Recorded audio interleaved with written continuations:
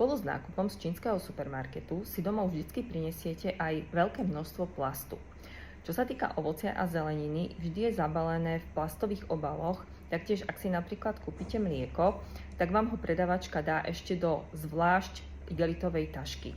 Mňa tu veľmi zaujal takýto toaletný papier, ktorý keď si rozbalíte, tak každý ten kotúčik je ešte zvlášť zabalený.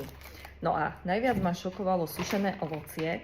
Ja tu mám napríklad tieto sušené slivky. Keď toto balenie otvoríte, tak sa vám z neho vysype 22 takýchto samostatných malých vrecúšok.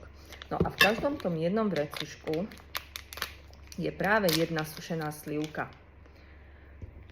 To isté platí napríklad aj o takomto balení sušeného hlohu, kde tých vrecúšok bolo až 30. No a zase, keď to vrecúško otvoríte, tak je tam práve jeden takýto sušený hloh.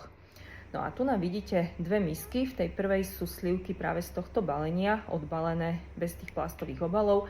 A v tej vedľajšej miske sú obaly práve z týchto sliviek. Celkom dosť odpadu. Čo myslíte?